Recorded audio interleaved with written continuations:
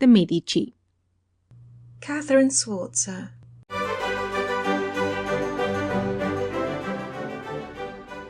Please like this video so that more people have access to this content. Enjoy and also follow this channel to see other videos about art.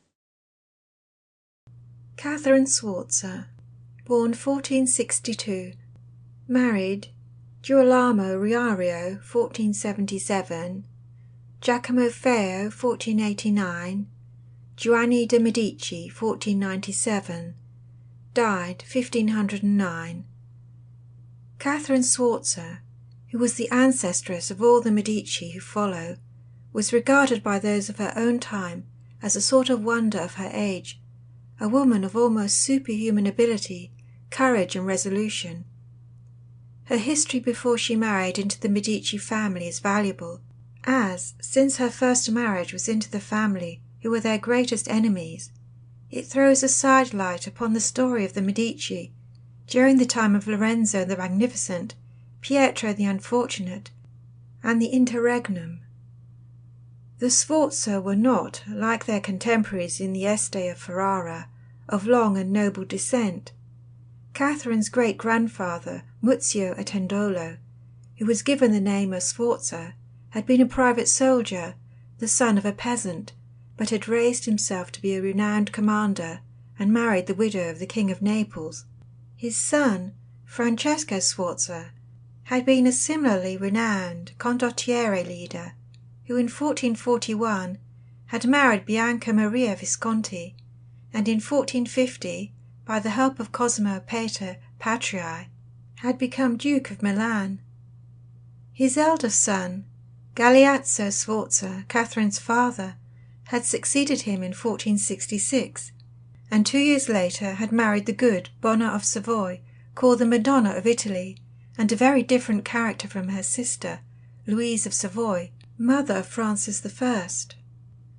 Caterina Sforza was brought up by her grandmother, the Duchess Bianca Maria Visconti, who in all the early struggles of her husband, Francesco Sforza, was not only a most capable adviser and helper to him, and even on occasion a brave leader of his soldiers in battle, but also was adored by the people as a saint and the protector of the oppressed. She was the peacemaker and comforter wherever enmity, wrongs, or misery existed, and it was under her that Catherine was first shown what governing ought to be like. But she died in 1470, after which Catherine was brought up by her stepmother, the Duchess Bona. Catherine, in accordance with the custom of the time, had a most elaborate education. We have already seen how in the generation immediately preceding hers, in the time of Lucrezia Tornabuoni, ladies in Italy had begun to come forth from the seclusion previously customary, and to make themselves notable by their attainments. And in Catherine's time this became still more pronounced. The ladies of that age were accomplished to an extent which would now be thought scarcely possible.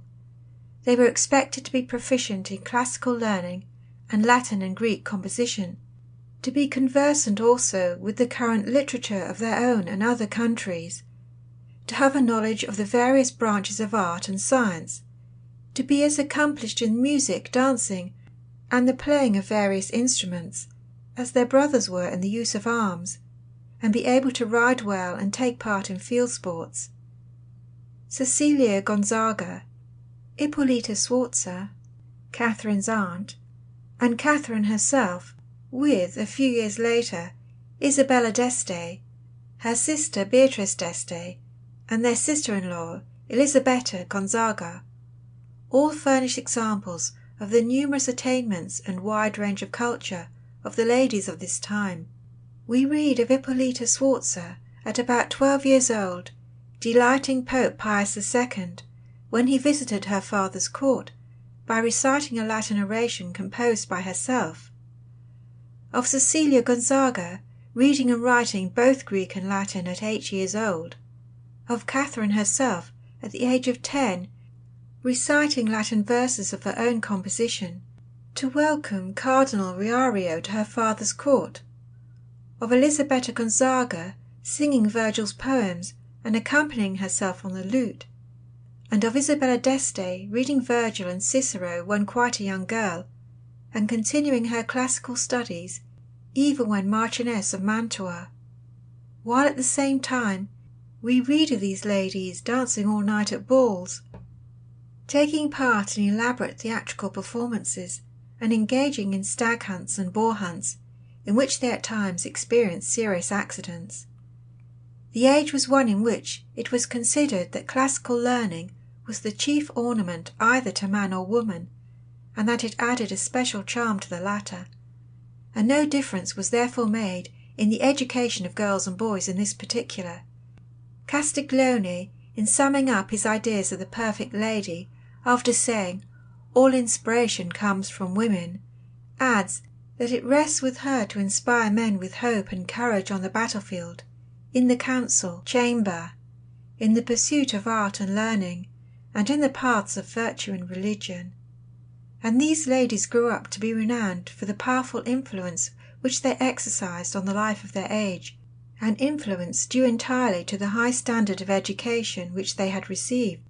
Mrs. Adey says, "By their intellectual attainments, their delicate culture and their refined taste, these noble women of the Renaissance brought art into close touch with life, and by their gracious and kindly sympathy and knowledge they cheered on the artist souls that were struggling towards the light, and helped to produce immortal works.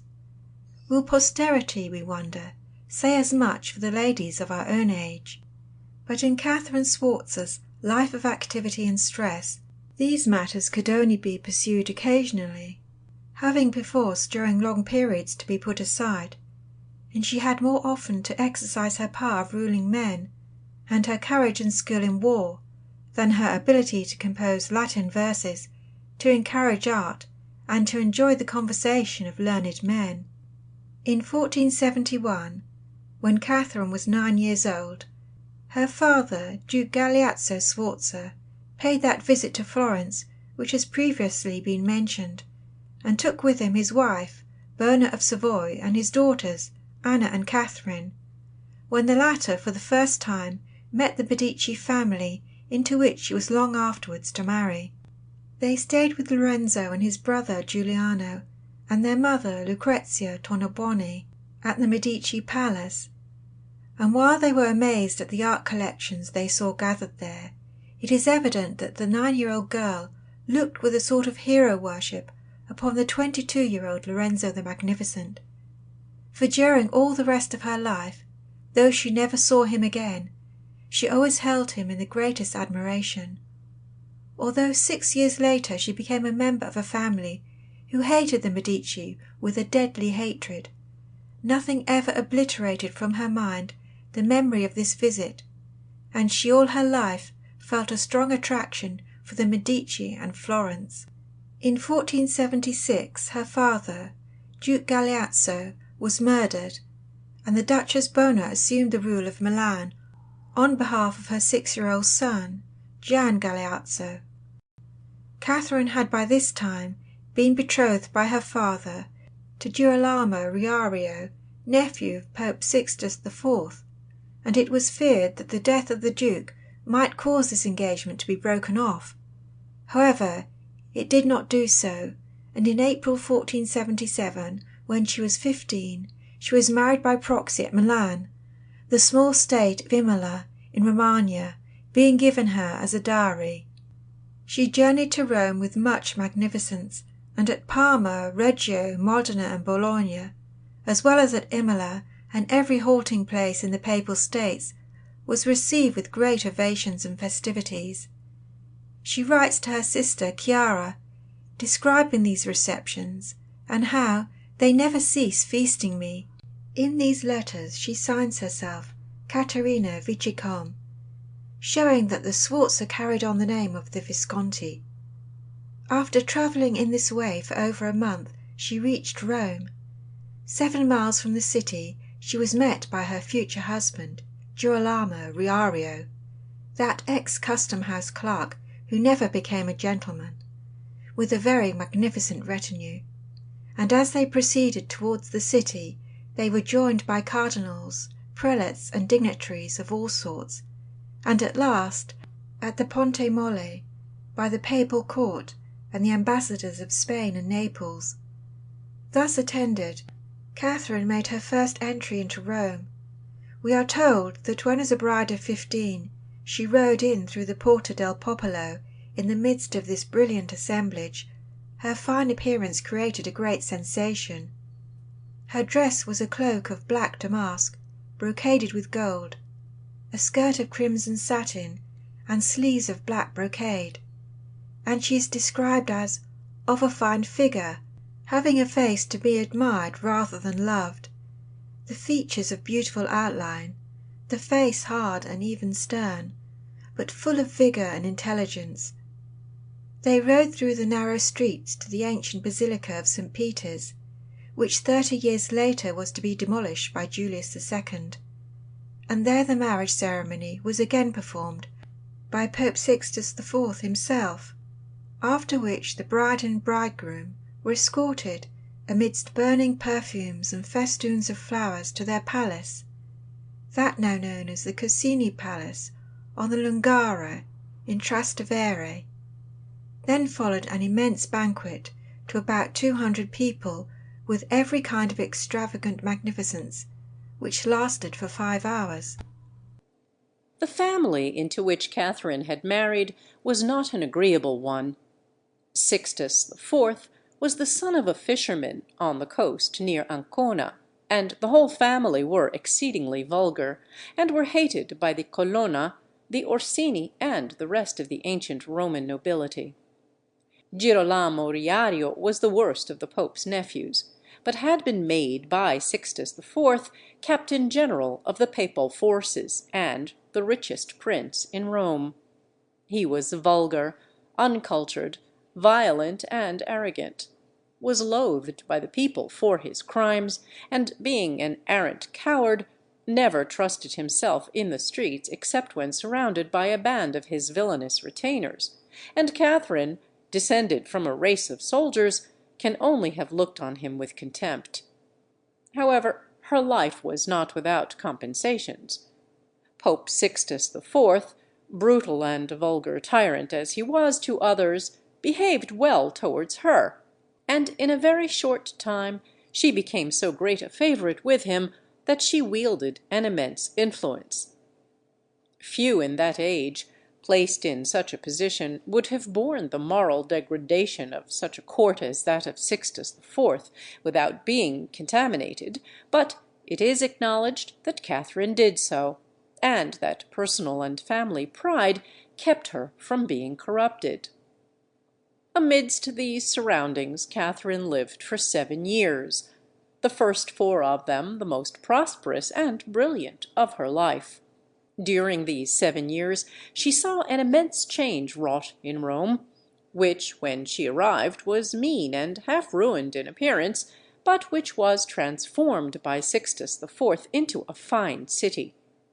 He organized a department for public works, pulled down houses and widened the streets, and built the Sistine Chapel, various important churches, and many other of the buildings which still exist in Rome.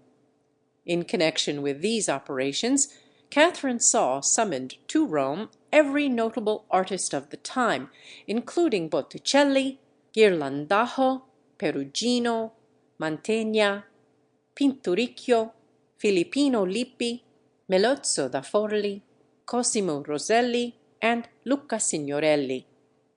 At the same time, Sixtus IV founded the Vatican Library, of which a memorial exists in the picture by Melozzo da Forlì of the Pope, surrounded by his nephews, giving to the librarian Platina the foundation statutes of the library. Catherine took part in these activities, while we are told that she did a great deal of reading, and delighted in the society of the numerous cultured and learned men then gathered in Rome. The year after Catherine's marriage there took place, 1478, the celebrated Pazzi conspiracy, headed by Sixtus IV and her husband Girolamo. After the failure of that conspiracy, Girolamo sent an emissary to Florence to poison Lorenzo the Magnificent, but this attempt also failed. Again, Girolamo planned with certain Florentines to assassinate Lorenzo, and the day was appointed. But again the plot was discovered, and all the conspirators were executed. Historians are unanimous that Catherine had no part in any of these plots, nor was told of them. In 1478, the first of Catherine's children was born, a daughter whom she named Bianca after her beloved grandmother. In the following year, her eldest son was born, and was given the name of Ottaviano. During the next 2 years, another son and a daughter were born. In 1480, a quarrel between the two branches of the Ordelaffi family at Forlì, the adjacent state to Catherine's little domain of Imola, was seized upon by Sixtus IV as a pretext for ejecting the Ordelaffi from their territory, over which they had ruled with honor for 150 years, and giving it to Girolamo Riario. This junction of Forlì with Imola made a state of some political importance, especially as one of the two main roads from the north of Italy to Rome and Naples ran through it. In June 1481, Girolamo and Catherine left Rome to pay a visit to their new state, accompanied by an enormous train of mules and carts laden with all the wealth which Girolamo had been able to plunder, and which he thought, as the Pope was growing old, it was advisable to remove from Rome. For many days this great baggage train crowded the long, rough road from Rome by way of Orte, Terni, and Spoleto into Umbria, and thence over the passes of the Apennines and through Ancona, Pesaro, and Rimini to Forlì. The entry of Girolamo and Catherine into Forlì was a very grand affair, with triumphal arches, the streets hung with tapestries, companies of white-clad youths bearing palm branches, a triumphal car full of children who sang Latin verses, bands of music, and the clanging of innumerable bells. Catherine rode on a white horse, whose trappings of cloth of silver were embroidered with pearls, and over the heads of the pair a party of young nobles in white and gold carried a canopy for a mile before the town was reached. Then followed the usual feasting, and in the evening a ball, at which Catherine was much admired for her magnificent appearance, in a dress covered with jewels, and a veil, with the device, worked in silver and pearls, of a rising sun piercing the clouds. In September they visited Venice, ostensibly for pleasure, but also with a political object. In the war of 1478 to 1480 between Florence and Sixtus IV, Duke Ercole d'Este of Ferrara had sided with Florence, and the Pope now wished to retaliate, and to obtain the help of Venice to enable him to treat the house of Este as he had the Ordelaffi, and take Ferrara for the ever-hungry Girolamo. They were greeted at Venice with a splendid reception, but the Venetians saw no reason why they should assist the Pope to take Ferrara for Girolamo. So, while they overwhelmed him and Catherine with honours, and delighted them with gorgeous pageants, they sent them away without having effected anything, and Girolamo and Catherine, avoiding Ferrara, returned to Forlì, and from thence to Rome. Catherine's portrait by Palmezzano, with the castle of Forlì in the background, shows her as she was at this time, at the age of 20, and before she had yet demonstrated those extraordinary powers of courage and resolution which she possessed.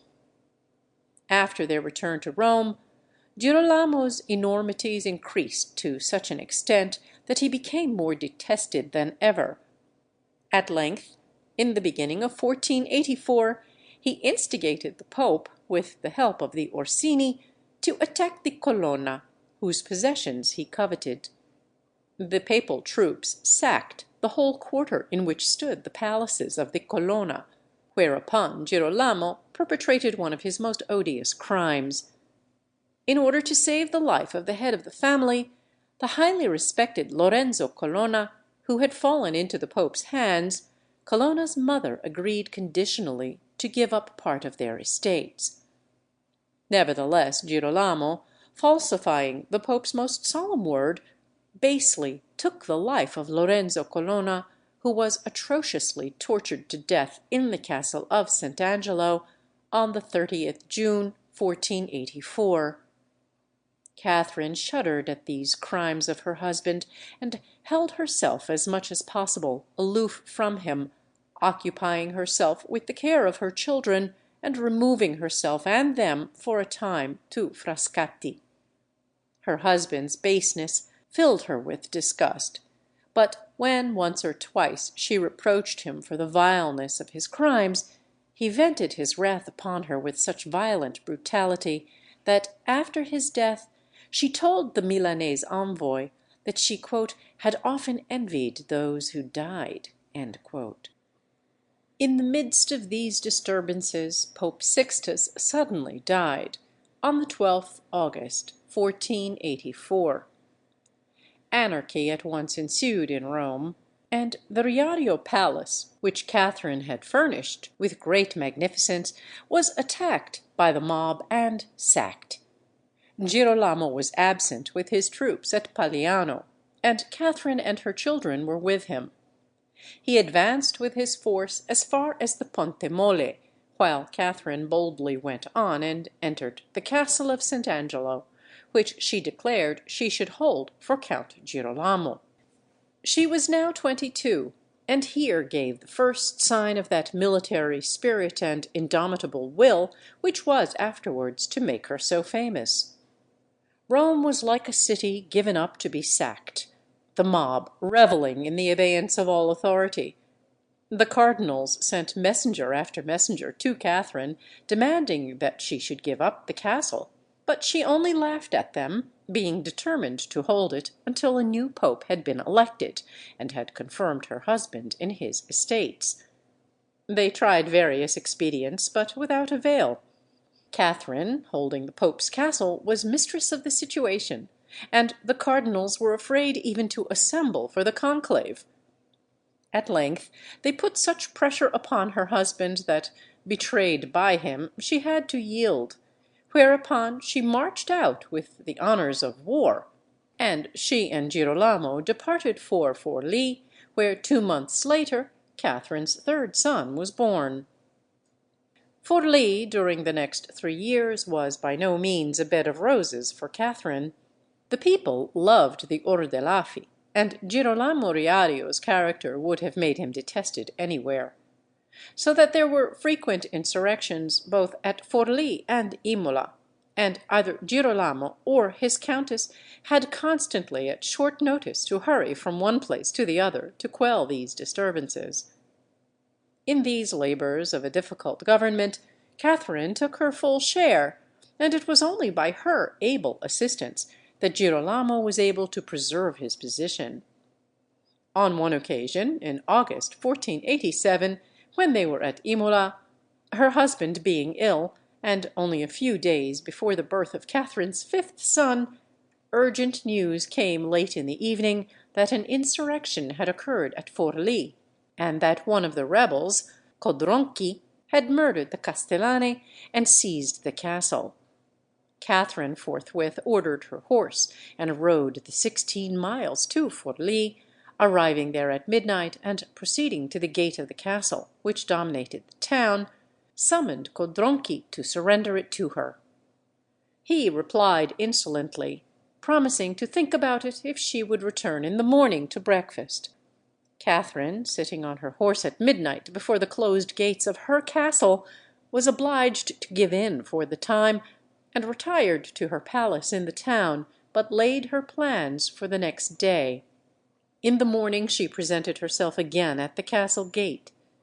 She was told that only she herself, with one attendant, to carry her breakfast, would be admitted.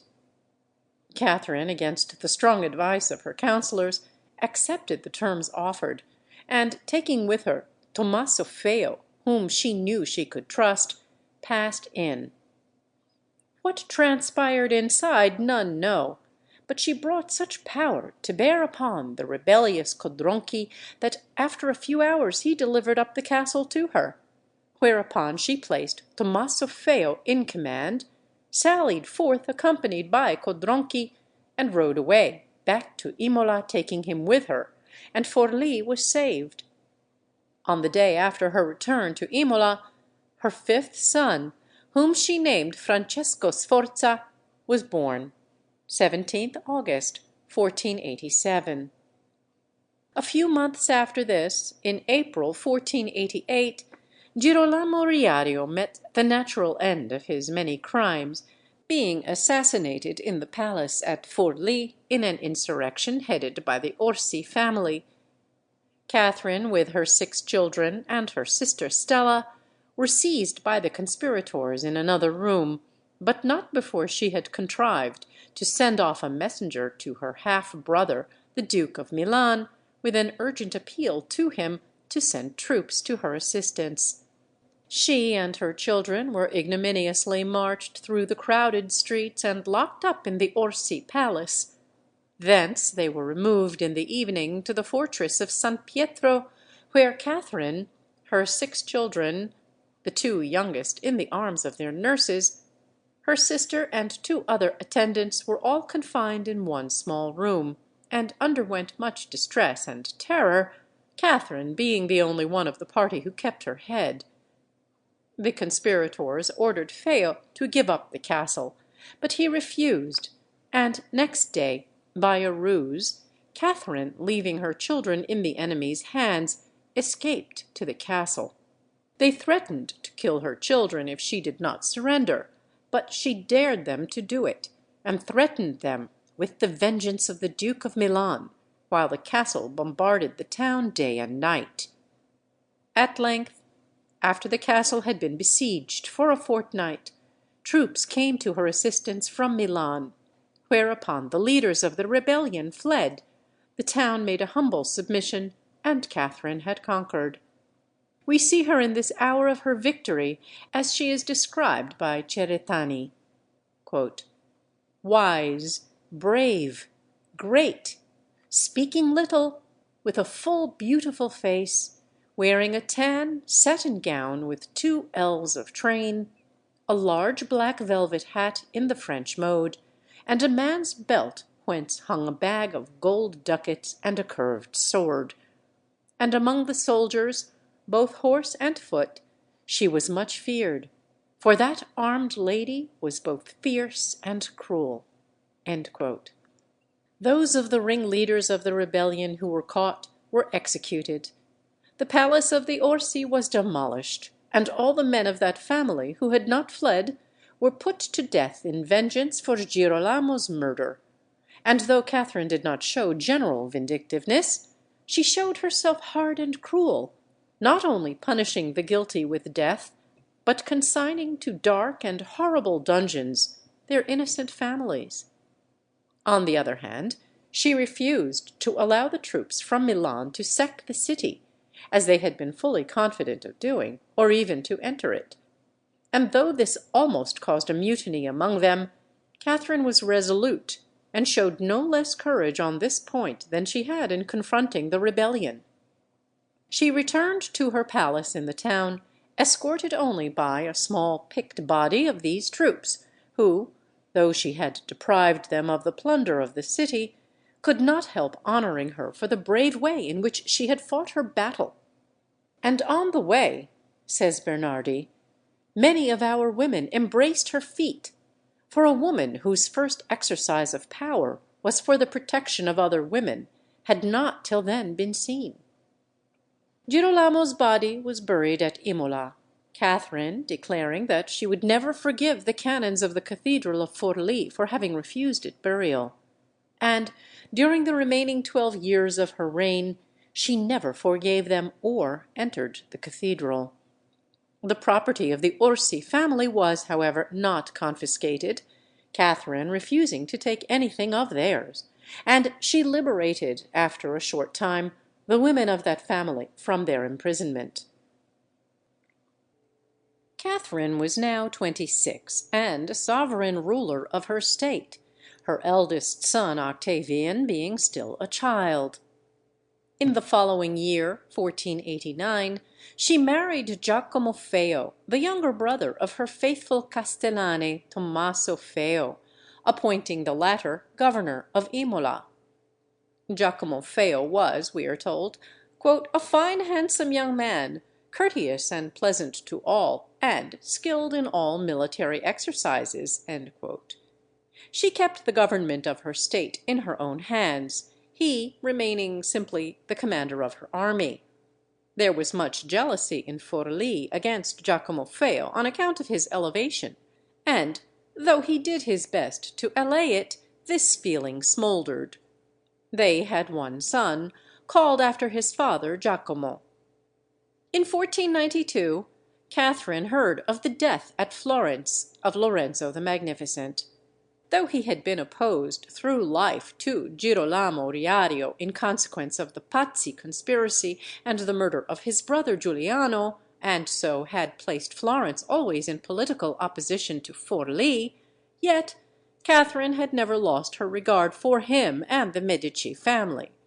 She had always contrived to maintain a sort of private and personal friendship with Florence outside the arena of politics, and much regretted Lorenzo's death. In the same year, Sixtus IV's successor, Pope Innocent VIII, also died, and Cardinal Roderigo Borgia became Pope Alexander VI, in whom she was to find her bitterest enemy. During the next 2 years, Catherine was involved in a web of difficult policy. Charles VIII was about to invade Italy, and Catherine's whole abilities were called forth to prevent her small state from being ravaged by the two foes. On the one side, the French, with Milan, her natural ally, and on the other, Florence, with Rome and Naples. She trimmed perpetually between the two, but at length declared herself on the side of the latter party. When, however, her castle of Mordano was attacked and taken by the French, while the troops of the allies made no attempt to give her garrison any assistance, she renounced the side of Florence, Rome, and Naples, and took that of the French and Milan. Many letters still extant passed at this time between her and Pietro the Unfortunate on the subject of these intricate politics. In 1494, Charles VIII, in his march through Italy, sent a portion of his troops through her state, but they did her no harm, and were eventually recalled by Charles to meet him in Tuscany. Shortly afterwards, Catherine's half-brother, Gian Galeazzo Sforza, died, and her uncle, Ludovico Sforza, proclaimed himself Duke of Milan. In August 1495, those jealous of Giacomo Feo's advancement laid plans to murder him. Catherine, her husband, and her band of young sons were returning joyously from a hunting party, when, at the Boghieri Bridge, Giacomo Feo, who was riding a little behind, was suddenly set upon by a party of conspirators and stabbed to death. Catherine escaped to the castle, and took a terrible vengeance. When her first husband, a man to whom she had been married as a matter of policy, and whom she loathed, was murdered, she merely punished with a stern, hard justice. But her second husband was the man of her own choice, the first love of this vehement, strong-willed woman, whose great-grandfather had been given the name of Sforza on account of his violence and impetuosity, characteristics prominent in all the Sforza. Hence we now have a woman raging with tiger-like fury for the murder of her love, her terrible Sforza nature blazing up in all its awful madness of blind and passionate ferocity. The guilty, the families of the guilty, including women, girls, and even children, all on whom the slightest suspicion fell, were involved in a general destruction, and there followed indiscriminate slaughtering, hanging, torturing, banishment, and ruin. For Giacomo Feo's murder, more than 100 persons, men, women, and children, suffered various degrees of misery, over 40 of them being put to death in most cruel ways. The beautiful Rosaria Ghetti, the unhappy wife of the principal assassin of Feo, was dragged to the castle of Forlì, and there, with her 2 little children, thrown down a spiked well. The dungeons of the castle were turned into abodes of lamentation and death. The hall where the podestà examined prisoners rang with the clank of instruments of torture and the desperate cries of the victims." Truly, the Sforza nature was a terrible one when roused. The same qualities which produced such indomitable power to overcome difficulties, and such an unquenchable spirit in adversity, produced in the hour of vengeance results at which mankind trembled. Even Catherine's own son, Octavian, then 16, was by her consigned to prison because she shrewdly suspected that he had had a share in the crime through his jealousy of Feo, even if he had not instigated it. All Italy shuddered at such a vengeance. Pope Alexander VI, though tolerably accustomed to terrible deeds, ventured on a remonstrance. But Catherine turned a deaf ear until her wrath had destroyed everyone and everything connected with the murder of Giacomo Feo. She would listen to nothing. At length the fury of her wrath was satisfied, and she turned her attention to other matters.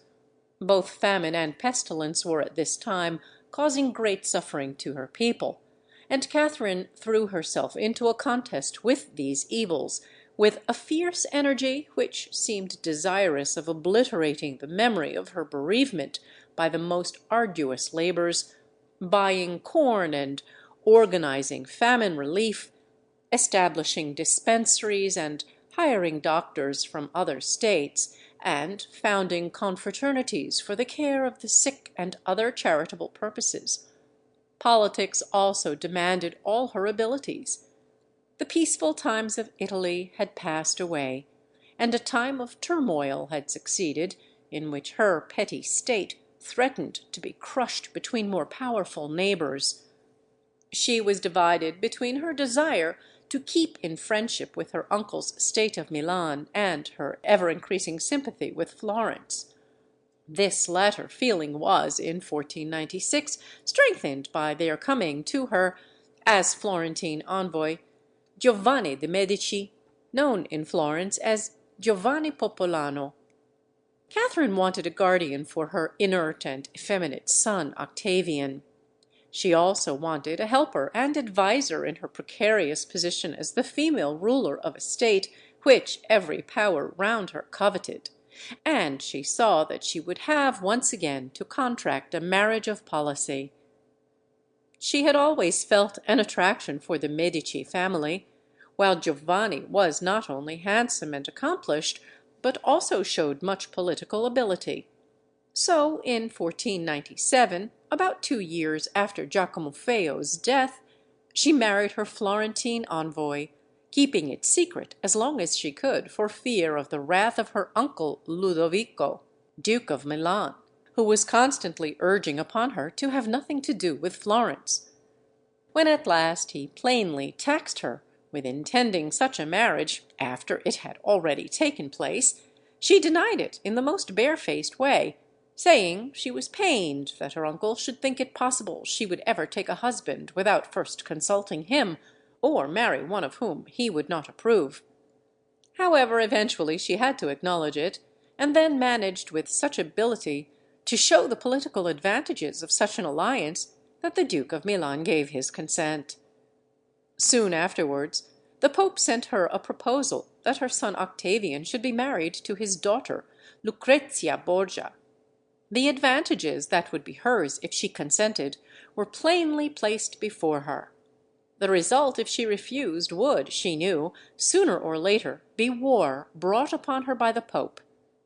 Nevertheless, her whole soul recoiled from the idea of intermarriage with the Borgia family, with whose crimes all Italy rang.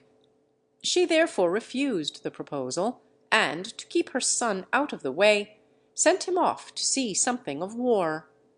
She dreaded lest he should grow up with the sluggish temperament of his father, Girolamo, as he did.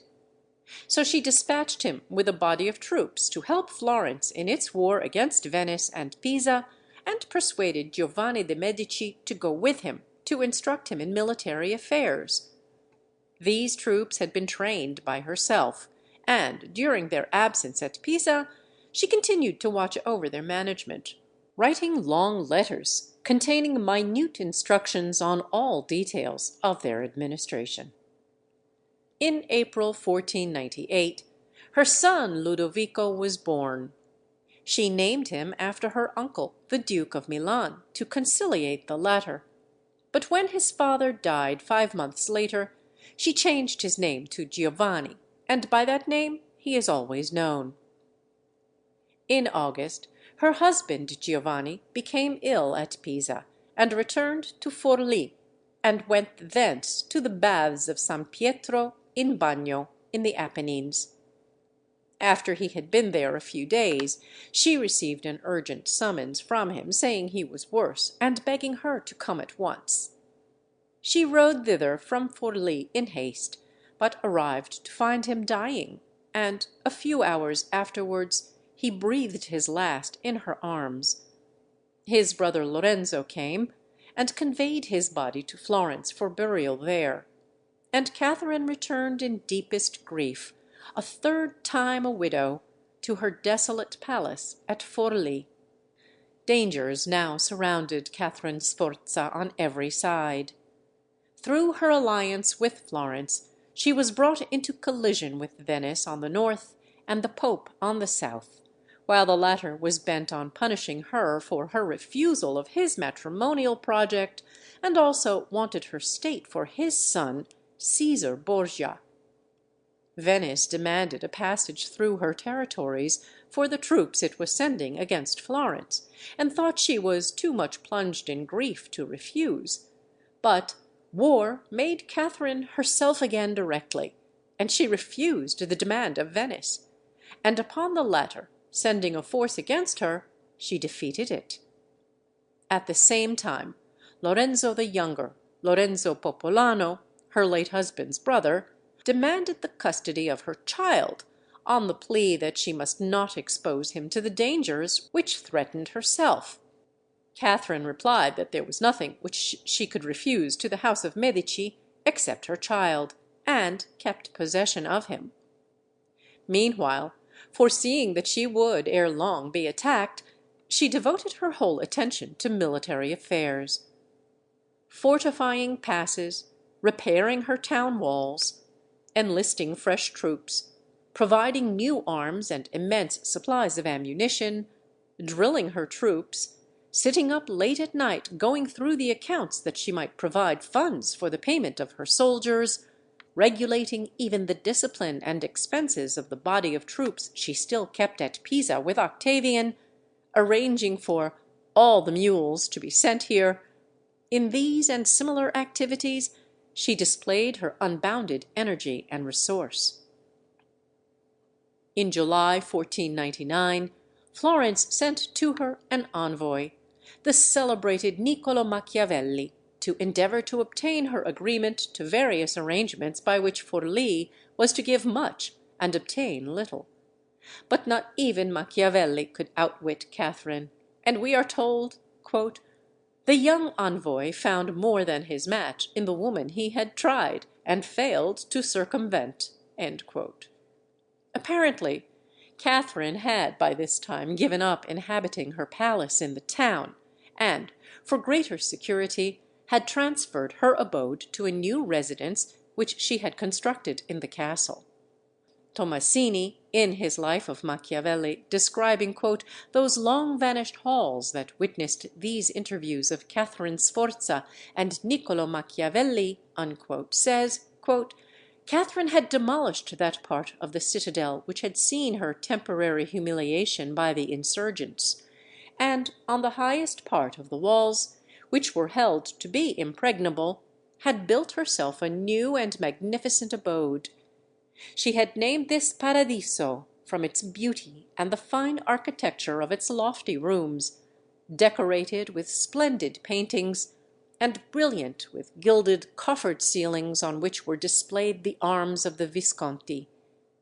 In these rooms, and amidst those defences, where not long afterwards this brave woman calmly awaited the assault of the Borgia and her own ruin, she received the envoy Niccolo Machiavelli, who carried away with him a deep impression of her beauty, her greatness of soul, and the strength of her castle." All through the year 1499, Catherine was busy in preparing for the attack which was coming upon her from the Pope and his ally, the new King of France, Louis XII. The latter had deprived her uncle Ludovico of his throne, and put him to flight, so no assistance could come to her from Milan. The Republic of Florence could not help her, for it was itself at this time trembling before Caesar Borgia, and, notwithstanding the specious protestations of Florentine friendship which had been conveyed to her by Machiavelli, dared take no action which would bring trouble upon Florence from that quarter. No other states would ally themselves with her against two such powerful adversaries as the Pope and the King of France. Alexander VI issued a bull by which he deposed this daughter of iniquity, and invested Caesar Borgia with her territories.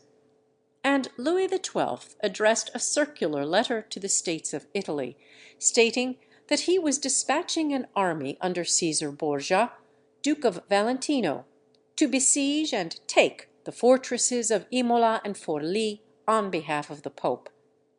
Thus, the force which Caesar Borgia was able to bring against her was far beyond anything which she could put in the field.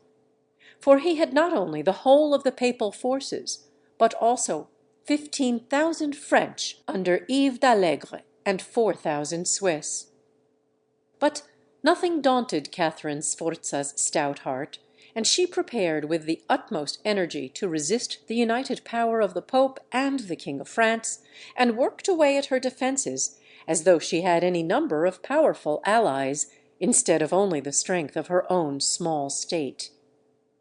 Though she knew that she was enormously overmatched, and that all her efforts would be powerless to prevail against such a force, she was determined to defend the rights of her children to the last. She cut down all the trees round the town. She burnt down the suburbs. She destroyed even the pleasure house in her park, and cut down its trees. She erected fortifications in every direction. She sent away her children to Florence. She diverted the streams in the hills, and flooded the whole country round the town. And she devoted every spare hour to personally drilling her troops and increasing their efficiency. In November 1499, Caesar Borgia's army advanced against Imola. It was furiously attacked, taken by assault, and sacked. This frightened the citizens of Forlì, and the Signoria, after long debate and much hustling by Catherine, declined to stand by her against the Pope, and agreed to surrender the town. Catherine, on receiving their message to this effect, sent Landriani to tell the members of the Signoria that they were rabbits. She withdrew her forces into the castle, and there stood at bay. And on the following day, Caesar Borgia with his army entered the town. He did his utmost to induce her to surrender, but without avail. The more desperate her case grew, the more resolute Catherine became. The castle was fiercely attacked, but successfully resisted all the enemy's efforts. It steadily bombarded the town, and especially the palace in which Caesar Borgia had taken up his quarters, which made him furious. After some time he tried a parley, and advanced to the edge of the moat, and presently Catherine looked down on him from the battlements. He pointed out to her the overwhelming strength of his forces, and the uselessness of further struggle, and urged her to yield. But she replied that she, "was the daughter of one who knew no fear, and was determined to walk in his steps till death." So the bombardment continued. Again, a second time, he tried a parley, urging upon her still more forcible arguments, but with the same result. Catherine hoped that her half-sister, the Empress of Germany, would induce the Emperor Maximilian to send her assistance, but the latter dreaded Caesar Borgia too much to do so, and no help came to the beleaguered castle of Forlì. All through December 1499 the furious contest went on, the castle being continuously attacked, but successfully beating off all assaults. Damage done to the defences by day was regularly repaired each night, and Catherine's resource seemed inexhaustible, while the high spirit with which she conducted her defence, and encouraged the sinking hearts of her troops as their numbers gradually dwindled, won the admiration even of her foes, and especially of the French, who swore they would like to serve under her command. Catherine at this time wore armour permanently, and there is still to be seen a suit of woman's plate armour, said to have been hers, which may have been that worn by her during this siege. "On the last night of the year, she took counsel till late at night with her captains and engineers, and at early morn made a thorough inspection of the entire castle. From the height of the chief tower, which she had climbed to look down on the city, the enemy's camp, and the ravaged and snow-clad plain, she saw the dawn of a new century, and the sun rise on the 1st of January, 1500." 4 days later, a breach was made in the castle walls which could not be repaired, and the enemy forced their way in. But Catherine retreated to the citadel and still stood at bay, and her beloved Paradiso was defended to the end. "Never," wrote Brunello, "had been seen a woman of such spirit."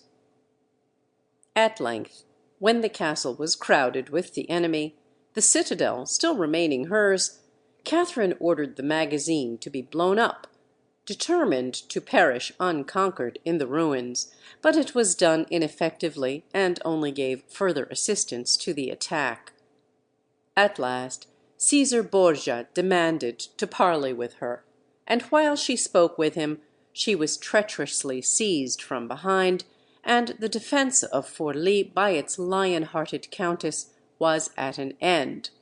8th January, 1500. D'Allegre, the French commander, declared that Catherine was the prisoner of the King of France, but Caesar Borgia refused to give her up, and on the 23rd of January he marched out of Forlì, conveying her as a prisoner to Rome, and treating her with many indignities. Caesar Borgia reached Rome on the 26th February, and as Catherine once more entered through the Porta del Popolo, she must have contrasted this entry with that first brilliant one of hers as a girl of 15, 23 years before. At first she was treated well, but was soon consigned to the dungeons of the castle of St. Angelo on a charge of plotting to poison the Pope, and was there shamefully treated. The Borgia did not dare openly to put to death one whose sister was married to the Emperor, and whom the King of France claimed as his prisoner, but they intended that she should die nevertheless. And for a whole year she disappeared from sight. However, in June 1501, the French army returned to Italy, and heard of her disappearance into the dungeons of St. Angelo. Her gallant defence of Forlì had shed glory on the French arms by their capture of so formidable a castle, and Louis XII refused to allow her to be thus treated, and insisted on her being set at liberty. Caesar Borgia opposed her liberation with all his might, declaring that she would turn Lombardy and Romagna upside down, but the commander of the French army, D'Allegre, who had tried to protect Catherine from him when she surrendered at Forlì, swore that if she were not set free at once, the French army, then approaching Rome, should plunder and sack the city, and the Pope had to submit. D'Allegre rode himself to the castle of St. Angelo to announce to Catherine her freedom. Then was revealed what she had endured since she had been imprisoned in the Borgia's dungeons. Quote, "The woman who rose to greet Monseigneur d'Allegre bore no resemblance to her whom he had known a year and a half ago. She had spent over a year in the dark, narrow cell into which the Borgia had thrust her. They had expended as little as possible on her, in continual expectation of her death. She was haggard from suffering and scant food, worn by fever and livid from living in the dark. Every time that her scanty food was brought her, she had dreaded poison. Every night she had dreaded the Tiber. D'Allegre was horrified. Could this be the fiery lady of Forlì, grand even in defeat, whom he had last seen at the close of her gallant struggle to defend her castle? She was so changed that he did not know her." End quote. And now there comes out a new trait in this woman's character, and it is witnessed too by her own letters. These show that her sufferings were no surprise to her. She felt that she deserved them. The influences of her earliest years under her grandmother Bianca Visconti and the Duchess Bona had never deserted Caterina Sforza, and her letters show that while she believed that God would punish the Borgia for their cruel treatment of herself, she believed no less that in her own sufferings her victims, those innocent ones who had been thrown down spiked wells or had been tortured to death in her dungeons, were being avenged, and that God had surely punished her who had been guilty of these crimes. She was liberated on the 13th July 1501, and at once fled from Rome by the Tiber in a boat to Ostia, thence by sea to a point on the coast near Pisa, and thence by road to Florence. She chose this route because she knew that Caesar Borgia, disgusted at her being set free, had posted assassins on the land route to murder her. At Florence she met all her children, and was received with cordiality by her late husband's brother, Lorenzo the Younger, the Florentines welcoming her with a public ovation, the warmth of which reception much offended the Pope. Yet this woman, who had formerly so fiercely denounced her enemies, whose violence of language, when roused, had been the terror of Forlì, and who had been betrayed, calumniated, and tortured by the Borgia, never afterwards mentioned them in anger. Of her sufferings she would never speak. Once only to her Dominican confessor she said, quote, "Could I write all, the world would turn to stone." End quote. During the remaining 8 years of her life, Catherine lived at Florence in much retirement, chiefly at her late husband's villa of Castello, though even here she did not enjoy peace, being much harassed both by the money difficulties and incapacity of her elder sons, and by a long struggle, ending with lawsuit, to protect the property of her youngest son. On the death in 1503 of Pope Alexander VI, most of the princes of Romagna whose states he and Caesar Borgia had seized resumed them again, and Catherine urged her son Octavian to do the same and take possession of Forlì, but he, being indolent and incapable, declined to make any such effort. It is remarkable to notice how, notwithstanding all their mother's ability and energy, not one of all her 5 sons by her first husband Riario, nor her son by her second husband Feo, inherited a particle of her qualities, but were all of them without capacity, energy, or strength of character; whereas in her son by her third husband Giovanni de' Medici, all Catherine's qualities were reproduced in full vigour, and in him Medici and Sforza were most powerfully blended. This boy, Giovanni, was now 5 years old, and Catherine soon found herself involved in an arduous conflict to protect him from the designs of his uncle, Lorenzo the Younger, and the latter's son, Pier Francesco the Younger. The former, while Catherine was in prison at Rome, and unlikely ever again to appear, had spent a large part of his late brother's inheritance, and this would be discovered unless they could get the boy into their hands. Accordingly, after various unsuccessful endeavors to get Catherine to give him up, they went to law with her over her guardianship of him, and also over the possession of her late husband's villa of Castello. All Catherine's fighting instincts were roused by this conduct. Castello became to her another Forlì. She declared that, quote, they should only get her out of it in pieces, end quote. At length, however, she was obliged to leave it for a time, until the result of the lawsuit, which dragged on interminably, should become known, and while thus forced to leave her abode, took refuge at that convent of the Murate, where another Catherine was, 23 years later, to live during the dawn of life instead of its close. Eventually the lawsuit was given in Catherine's favor, but then Lorenzo contrived to steal the boy, and she had again to go to law to get him back. Thereupon, considering that his life was in danger, she sent him to the convent of the Annalena, where she caused him to be dressed in girl's clothes and kept there in hiding for about a year. Catherine's portrait by Vasari shows her as she was at this time in her life. The loss of the above lawsuit, which had become a cause célèbre in Florence, together with the disgrace which he incurred among his fellow countrymen on account of the embezzlement of his nephew's property, so preyed on Lorenzo's mind that he fell ill and died, 1507. Whereupon Catherine returned with her boy Giovanni, now 9 years old, to the villa of Castello, where she spent the remaining 2 years of her life in training him in all manly exercises.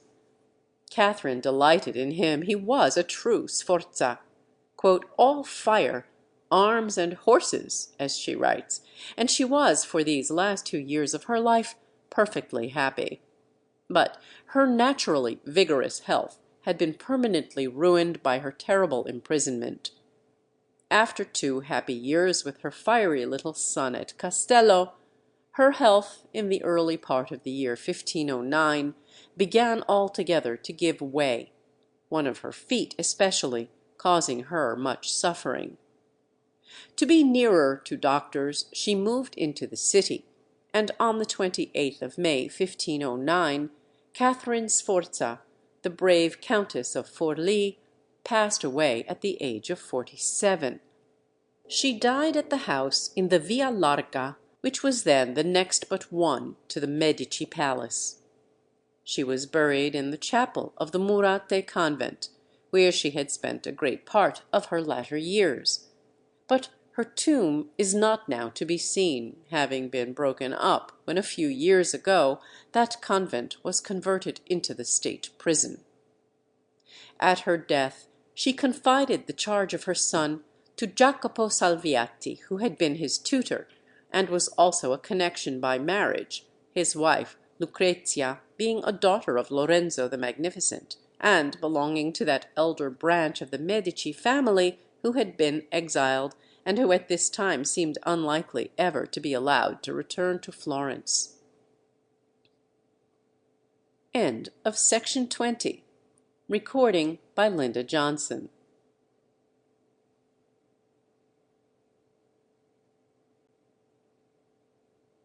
We hope you enjoyed this video. Please let us know in the comments what other art contents you would like to see. And don't forget to like this video and follow our channel. Thank you, and until the next video.